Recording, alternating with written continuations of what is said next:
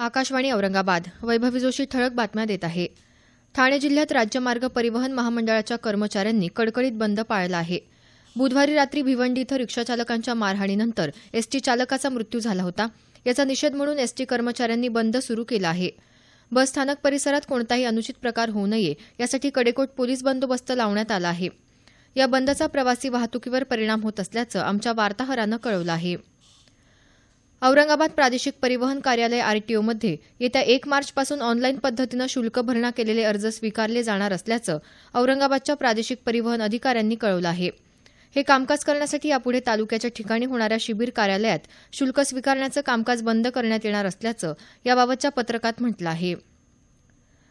अनुसूचित जाती आणि जमाती अत्याचार प्रतिबंधक अधिनियम 1989 अंतर्गत राज्यातल्या प्रत्येक उपविभागीय स्तरावर दक्षता आणि नियंत्रण समिती स्थापन करण्यात आली आहे.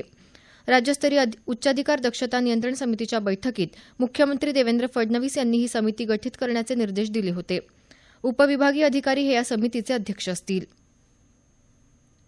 जिल्हा परिषद आणि पंचायत समिती निवडणुकीदरम्यान पेड न्यूजला आळा घालण्यासाठी जाहिरात प्रमाणीकरणासाठी माध्यम प्रमाणीकरण आणि संनियंत्रण समिती कार्यरत असून उमेदवारांच्या खर्चावर नजर ठेवण्यासाठी खर्च संनियंत्रण कक्षाची करडी नजर असल्याचं परभणीचे जिल्हाधिकारी राहुल रंजन महिवाल यांनी सांगितलं. परभणी इथं जिल्हास्तरीय माध्यम प्रमाणीकरण आणि संनियंत्रण समितीच्या बैठकीत ते बोलत होते. संक्षिप्त बातमीपत्र संपलं. आमचं नंतरचं बातमीपत्र दुपारी 1 वाजता.